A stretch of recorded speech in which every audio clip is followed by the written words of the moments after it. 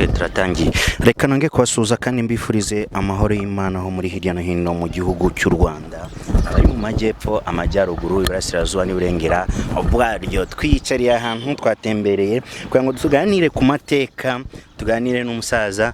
Muzehe muri aho? Muraho neza. Mumeze mutikanye bafashe? Turaho. Uraho urakomeye? Ndaho. Turakwakiriye kuri televiziyo ya Iris Rwanda TV. Murakoze cyane. Witwa nde rero? Nitwa Mbarakuze Gregoire. Mama ni Nyiranzoga Valeria. Tata ni Mashavu Marcel. Nkaba navutse mu gihumbi kimwe magana cyenda mirongo itanu n'umwe. Mvukira mu mudugudu wa Rwahondo. Mu cyahoze? Ibya kera. Awe. Mu cyahoze ari Serire Kaganda, segiteri ya Ruriba. Komine yari ya Butaro, Perefegitura ya Ruhengeri. Perefegitura ya Ruhengeri. Ubu uyu munsi wa none? Uyu munsi wa none nta niho ntuye aho navukiye. Ubu nkaba ntuye mu mudugudu wa Rwahondo noneho, akagari ka Kaganda, Murenge wa Kinyababa, akarere ka Burera, Intara y'Amajyaruguru. Intara y'Amajyaruguru. Repubulika y'u Rwanda. Hafi y'umupaka w'u Rwanda. Yego. U Rwanda na Uganda. Yego. Yego. Ni Gregoire tugiye kuba tuganira nawe, turaba tuganira nawe kuri byinshi ku mateka y'u Rwanda, ku mavu n'amavuko. Gregoire, waruvuze uti ndi mwene runaka, ndi mwene runaka. Uzi ibisekuru kugeza nko kuri bingahe? Nakomeza. Nitwa Mbarakuze Gregoire. Mwene Mashavu Marcel na Nyiranzoga Valeria. Mashavu ya Bacura bandaberetse. Ndaberetse ya Semaseke.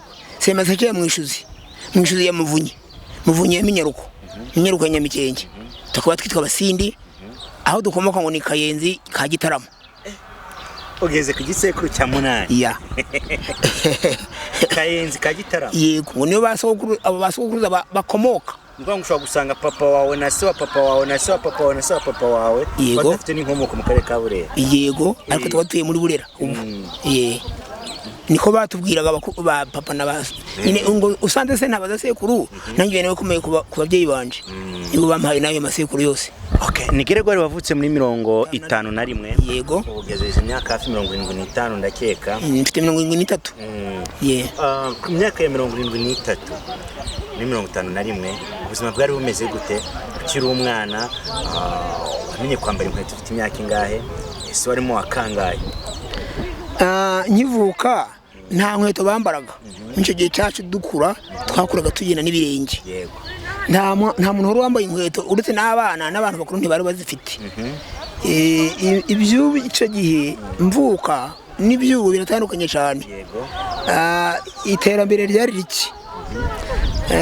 Ibyo kwambara inkweto rero ntabwo byabagaho, bagendaga n'ibirenge gusa. Icyo kora ibyo kurya byari bihari. Arahingaga bakeza ubutaka butarajumbuka. Ntabwo twafumbiraga cyane, ndibuka nkiri umwana twagiraga amatungo akayigwa ku gasozi. Kandi nta nubwo mwapakizaga? Uwo ntitwagurishaga, twararyaga gusa. Nuvuga ngo nta mafaranga bakeneraga cyane nk'igihugu. Abantu barahingaga n'amayoga bakanywa gusa. Wahisha ibigage ugatumira abantu bakiriga mu rugo bari kunywa bakabyina. Nta faranga.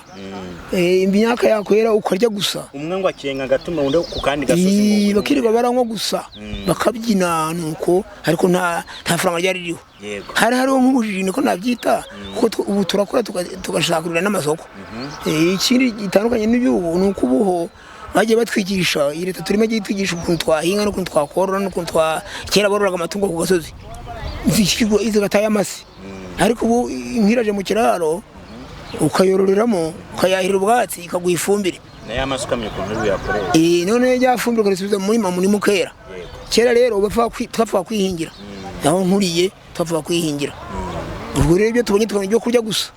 Nta mafaranga babaga bashaka cyane nk'ubu ngubu. Turagarutse muri 51.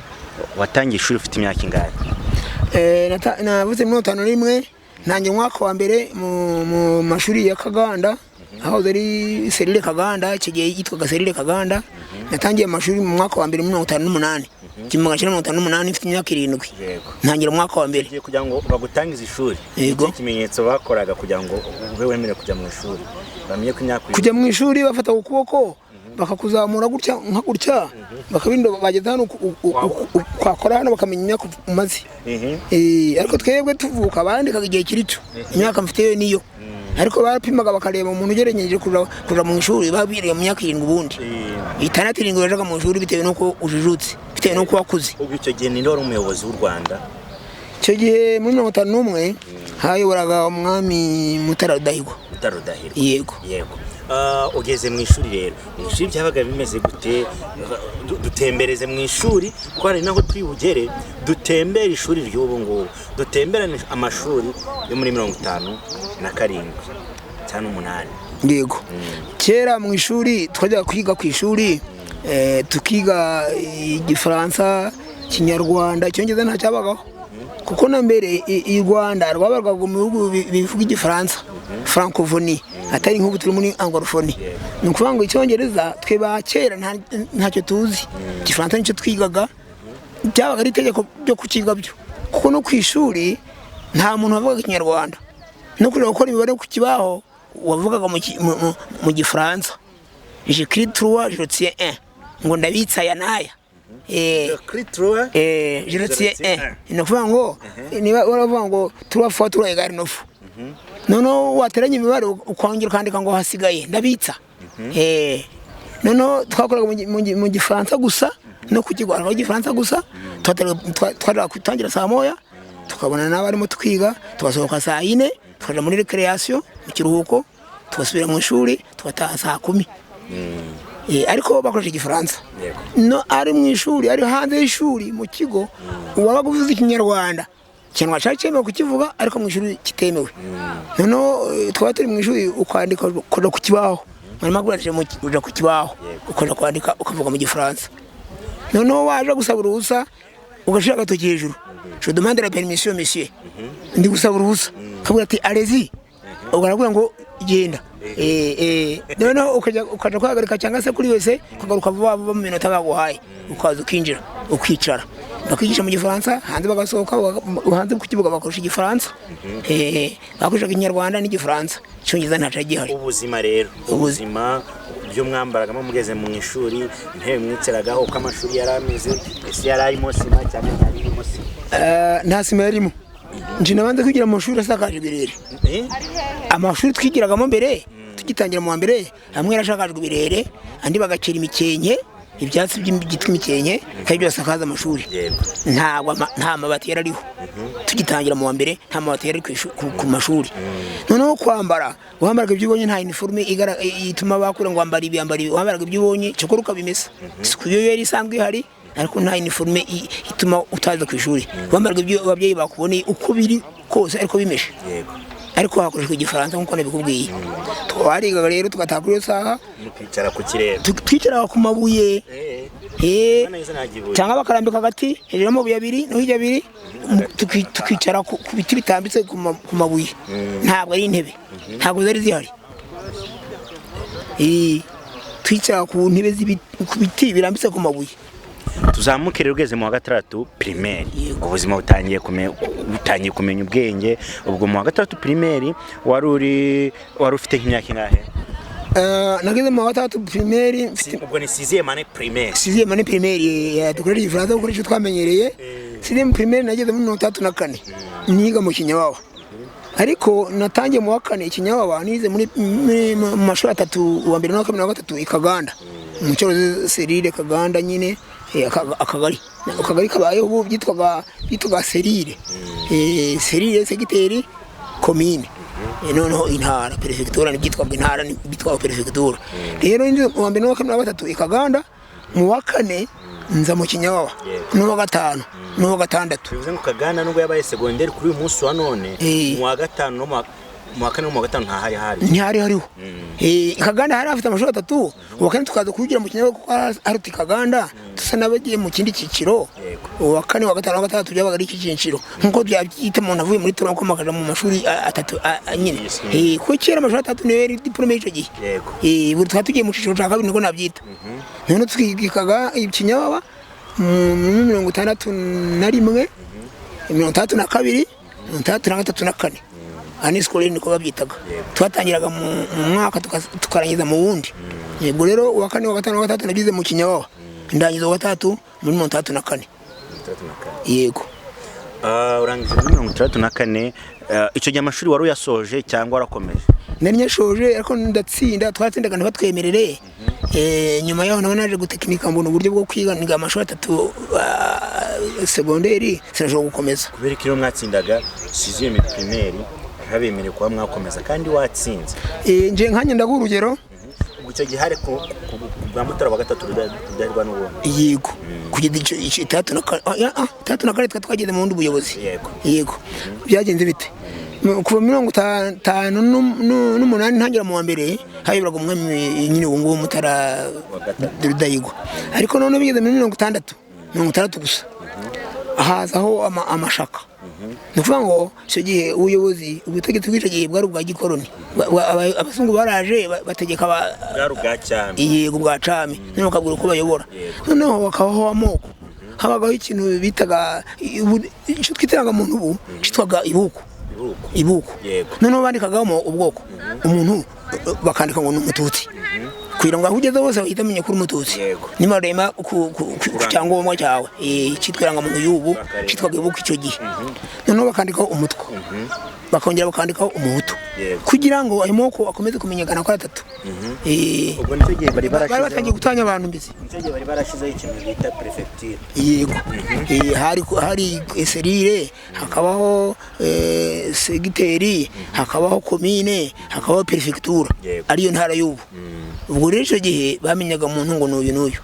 kandi abantu bose bava hamwe ariko byari ivangura bari abanyarwanda ariko bakabamo amoko atatu uratsinze umwanya wawe barawuriye waratsindaga bakavuga ngo n'uwandi data yari umupagani atarize kera ho kwiga byabaga ari nk'ishaba kuko baravuga ngo mbese ko twize ntituriho ntabwo ari nk'ubu hatira umwana kuja kwiga ko ari umunaniwe icyo gihe baravuga ko umuntu azatungwa n'ubuhinzi cyangwa kuragira amatungo nta n'uwakubwiraga ngo jya ku ishuri ntawe niyo mpamvu bamwe batigaga no kwiga abenshi b'icyo gihe cacu ntabwo bize twabaga turi nko gucika ababyeyi bacu ngo tuje kwiga cyo mbyewe ntigeze mbuza ariko icyo gihe kwiga babonaga ntacu bivuze cyane cyane nk'abakobwa baravuga ngo mbese abakobwa baraje kwiga bazayobora nkayo ngo uzayobora ngo wa mukobwa ngo ba mu rugo wiga kubaho ibirago wiga guteka gukora umutsima no kwiga si ibyawe ariko ubu abakobwa bariga bakarangiza na za kaminuza bakaja no hanze rero niho mpamvu bitandukanye cyane tugeze muri icyo gihe turize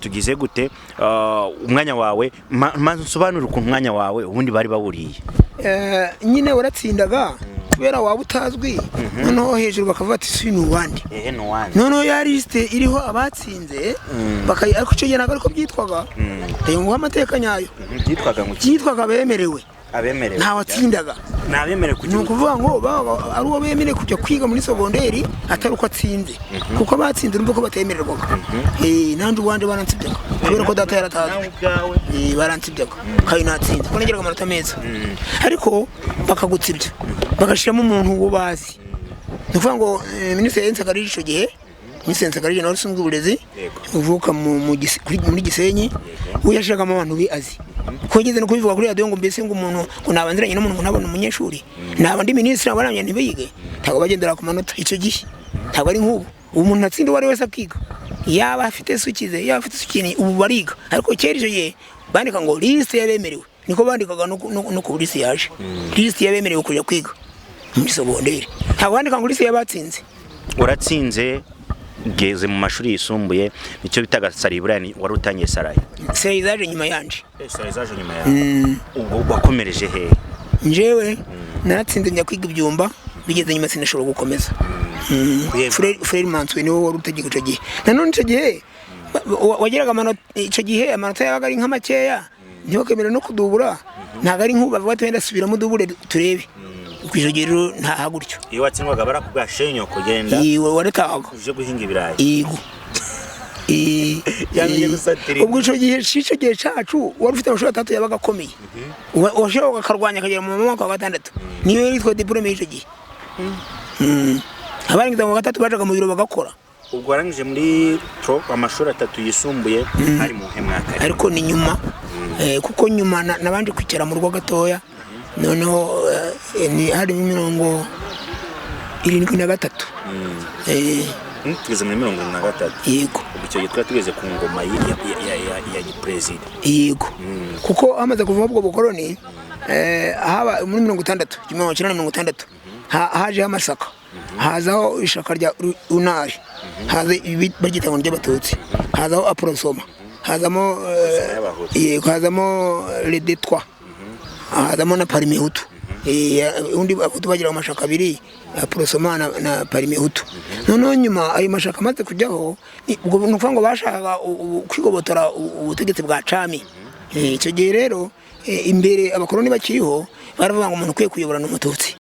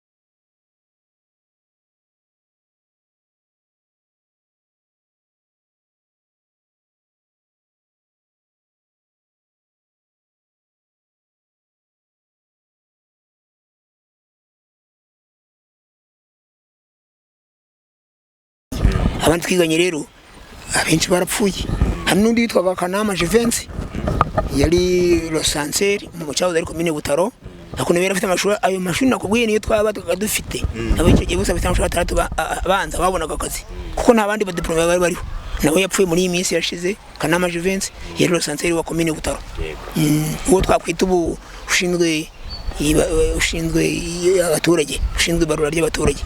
Umuze twagufata nk'impuguke nk'umwe mu bantu babayeho kera umaze kujya kuri manda nkazingahe buriya duhereye kuri ubwo buyobozi bwa cami bwariho nari mpari kuko batwikira n'abatutsi nari mpari n'abatwikira mu 1958 babaziza ubwoko bwabo gukora abatutsi ariko barimo 59 babatwikiyeho bari hose abahutu bari yego babatwikiye muri imyaka 8 bakagenda bagatwikira umututsi pe yibereye mu rugo ntacyo bakayitwika umuriro ugasha ari kumanwa rwose izuba riva nari mpari nari mfite imyaka 8 noneho ubwo abahutu bavuga ko bari kwigotoro kubera ko bayoborwaga nk'abategekwa bayezwa igitugu ku ngoma ya cami navuze bamwe bagakutwa n'ibiboko bakarambika se bakubita ibiboko ku kibuno noneho bagize bati abahutu bamaze kayibanda amaze kujijuka no kwiga ko ngo yajaga hanze ko batubwira ko ngo yagendaga yihishe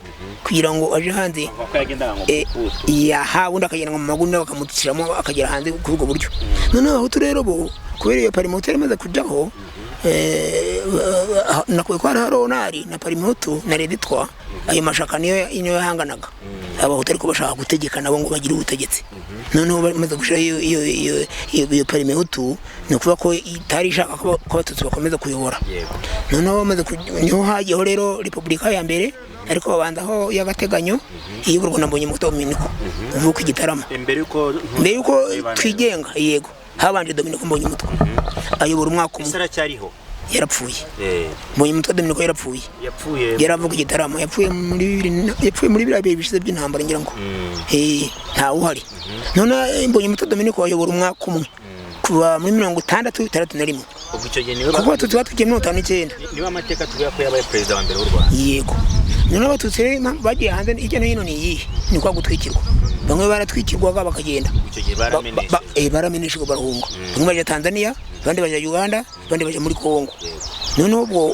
abahutu nibo bashaka kugira ngo aribo bategeka none abatutsi bamaze kumeneshwa icyo gihe bazira ubwoko bwabo Parimutu itangira kuyobora ubwo none bahera kuri Mbonyumutwa Dominiko 31 kuri 59 naho batwikiye abatutsi ariko bahunga abasigaye bamwe babajana mu Bugesera hari ijambo ryabaga ririyo mu Bugesera bakamera nk'abari kubacira yo ngo ntibajiye yego bagezeyo bamwe rero babayo bariga babaho kuko baravuga ngo hari isazi yitwa Tsetse ngo nibagireyo ngira barirayo ko ari nko kubikiza ni ukucukura bamwe babaho kubera Imana abandi babuje muri Kongo nibo babayeho aribo bagarutse ubu ngubu kubera ko babahezaga abandi bagiye Uganda abandi baje Tanzania ariko bameneshejwe bazira ubwoko bwabo dusimbutse tuvuye kuri Repubulika ya mbere kugeze noneho yego yari nk'iri gutegura ni ukuvuga ngo yari tari yaba Repubulika yemewe kuko nta matora yakabayeho yabaye nk'umuntu uhagarariye leta yego noneho rero tugeze muri 1961 niho bashatse kugira ngo ubwiyenge bubonekeho noneho ubwiyenge twabubonye ku itariki ya mbere kwezi kwa 7 1932 twize mu bwiyenge ubwo abatangiye kuyobora Kayibanda dusubiramo ako kantu abana bakumve neza no kwango u Rwanda rwabonye ubwigenge cyangwa se independence yego nani ko babyita iyo kwa 7 1932 ariyo tariki tuzizihizaho ejo bundi yego u Rwanda no rwigenze rero niho rwabonye ubwigenge 32 yego kuva tumaze imyaka yego niho twabaye Repubulika y'u Rwanda tuvuye mu bukoloni tuvuye muri cyitwa batwo y'umwaka umwe ya Mbonyumutwa noneho hagezeho Kayibanda rero yarayoboye kuva 1962 tumaze kwigenga abaperezida yaratowe abaperezida atowe naho Mbonyumutwa we nabyita ko ari nk'imbanziriza bwigenge cyangwa se ni cyategura ubwo rero Kayibanda yatangiranye na 1932 twigenga kwa yari Umunyagitarama ariko ari umuhutu nakubwiye ko bashaka kubuyobozi abahutu bigarambira abatutsi bakaburizwa yego rwose niyo yari umugambi nubwo habagamo umwe wenda ariko nta jambo yagiraga mu caro ubutegetsi icyo gihe none hagiyeho urwo Kayibanda kuva 1932 Kayibanda yarakomeje arayobora ariko nanone adahuza abantu ntabwo yahuzaga abantu yayoboraga ashaka yakomeje kuba muri babandi burumva bamwe barabameneshejwe niho rusigaye mu Rwanda yarabayemo wenda yipfurapfurika ntabwo yarafite ubwisanzure ntabwo yarafite ijambo icyo gihe kandi mwari mucyambara ibirenge cyane rwose inkweto zamba ubu turaza kubigeraho wenda twari tucyambara nka mbere urugendo rw'amasaha kugira ngo ugere ku ishuri kuva tuza kwiga hano mu Kenya twakoraga mu rugendo rw'amasaha 2 n'igice ariko ubu umuntu ari kwiga mu kagari kabo mu Serre mbere yo kuva mu mudugudu wabo wende turaza kubigeraho by'ubu ngo yego igihe cyo kujya ku ishuri imbere wamanza utujerekani cyangwa kamanza kujya gutashya cyangwa gusenya kare kugira ngo ubone kujya ku ishuri hari nk'abana 2-3 umwe banza kujya kuvoma ariko nanone ntabwo bigaga bose habaga igihe hagiye kwiga umuntu umwe mu rugo abandi bakaguma mu rugo ntabwo mwese mwajya ku ishuri yego mirimo y'urugo yakora abandi noneho abakobwa bo byari nka kirazira cyo kujya kwiga ushaka kwiga n'umwe kwijana bati mbe muzayobora icyo gihe nta mukobwa wagiraga ijambo byo no mu miryango nta mukobwa wagize ijambo ubu turakomeje tuvuye ku ngoma ya Kayibanda turi muri n'ibintu bitanu uzi byaranze ingoma ya Kayibanda. ibintu bitanu byaranze iyo ngoma. Icyambere nuko nzi ko batemeraga ko abantu bose bagira ijambo kimwe, n'abasigaye mu Rwanda bitwa abatutsi nta jambo bagiraga, barirundaga. Icyo si kimwe se. Cya kabiri nuko nanone bashaka kwerekeza uruhande rumwe ibintu byinshi. Urugero twavuga ngo niba ari abanyeshuri benshi kuri iyo ngoma ya Kayibanda nanone bavuga iyavuka, abafite imirimo ikomeye bakava iyavuka, abasirikari benshi bakaba hose ariko abenshi bakaba mu gicece. Bitandukanye n'iby'ubuko bava mu nzego zose n'ahantu hose, bitandukanye n'iby'ubu. Yego ubwo nabyo byari nko guhereza uruhande rumwe. N'uburezi nabwo bwabaga buriho ariko akenshi bakibanda ku bantu bazi. Ari byo nakubwiraga ko ntawatsindaga ahubwo handika ngo wemerewe kwiga. Bemererwa uwo bazi rero. Icyo kintu cyakomeje kubaho nanone ntabwo yagihinduye. Ku iterambere ku myambarire nta nkweto twambaraga mu ishuri, twagendaga twambaye ibirenge.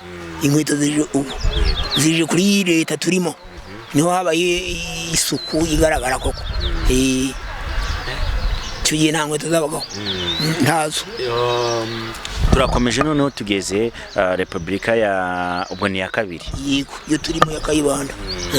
Yayoboye kuva muri 40 kugeza muri 90. Kayibanda yabaye perezida wa Repubulika nyine tumaze kubona ubwigenge, atangira 32 ageza 73. 73. Ubona ko ngo yabayeho imyaka 20 32 kugeza 73 ni 12 hafi 11 kuko 72 73 ni 11. Noneho ukuntu byagenze Kayibanda amaze kuba perezida kugeza kuri iyo muri 73. Habyarimana yari umusirikare ari uyoboye ingabo, noneho amukorera kudeta. Kayibanda yavuyeho ku buryo butari ubushake bwe, nibyo ahubwo yakorewe kudeta na General Major Habyarimana Juvenal. Amukoreye kudeta amukuraho ashiraho ubuyobozi bwe. Icyo gihe umaze no kumenya ubwenge. Tubwiyeho muri make. Je mfite n'abana babiri. Twari ufite imyaka myinshi kuri 20 na nyine muri 73 nari mfite umugore bati nari mfite 22 kuko njewe navutse 51 kera nanone kansubira inyuma gatoya kuko nta mateka turimo. Ntabwo imyaka 21 y'ubukure mbere yabagaho. Warongoraga ufite 18 17 abantu bakiri bato, abakobwa barongoraga bafite 15 16. Rero njewe navutse 51 ndongora muri 70 imyaka 19. Ariko nsezeranye ntago nizaniwe. Nanyuze mu buntu bw'ubuyobozi ndaturandikwa. Twandikwa mu cyahoze ari komine Butaro. Hayoborwaga n'umuyobozi witwaga Thomas Mutuganye. Ndabyibuka nasezeranye ku itariki 15 twezi kwa 7 1970. Icyo gihe wemeraga Imana cyagiye abantu benshi. Nari mu Katolika. Abakatolika basanga bajijutse mu oya no muri leta bagiraga ijambo. Kiza Katolika yabuze ifite abasenyeri n'abaki bavuganaga na leta ku buryo bafatanyaga no abenshi abasenyeri bagiraga ijambo mu muyobozi kuko Katolika yari ifite abantu benshi kandi yahozeho. Dusubiye inyuma gato tutaragaruka kuri Repubulika ya gatatu. Yego leta kwawe cyangwa se mu kwinjira mu rukundo n'umugore wawe ubwo mwahuye muteko atuma naho ryahabaga wari warize naho ku ishuri kurambagiza umuntu kera habagaho ibintu bitwa baranga. Noneho wabuziranye n'umuntu akakwereka ati umukobwa w'unakanda muzi arahinga yaritonda uzaje kumureba. Rero nari mfite abantu twiganye mu Kinyababa, uruzi ko ari we narangije primaire, bandangira umugore wanjye avuka hano muri aka kagari ka Bugamba aha twicaye mu hano. None aramunyereka rero uwo mugenzi wanje nuko namurambagije. Yambwiraga ko ari umukobwa naramubajije ko nifuza umukobwa w'iwanyu mu Kinyababa anyereka uwo nguwo umugore wanje yitwa Maria Mujwamungu ako nawe yarize. Noneho rero tumana dutyo umusozi cyanya wari wavuze y'inkumi zari ziriyo ariko abenshi mamuvindi imwe abenshi bari bashiki wawe abandi bari bashiko wawe ukaje gushakira ahandi nuko ngo n'umushiti ahandi bize. Nuko namuzanye umuryango wagutse. Yego nuko namuzanye. Anteje mwayebaga ku bintu ibintu ntabwo twabirebaga ngo uvuge ngo umuntu w'umukungu nawe n'umukene mupfa mukundanye. Cyo nabyo byabagaho kabigiye umubyeyi wawe kubwiye ngo uje gusaba kwa runaka bikitwa nk'itegeko. bivuze ngo ushobora no kutarabwiye umusheri wawe ko umukunda ahubwo akaba yarabibwiye n'uwo muntu wamuranze. Oye n'abasore n'abakobwa baraganiraga ndetse ko umunanga yabagaho ariko akaba naho bagutegeka ngo saba kwa runaka ako ngisi bantegetse.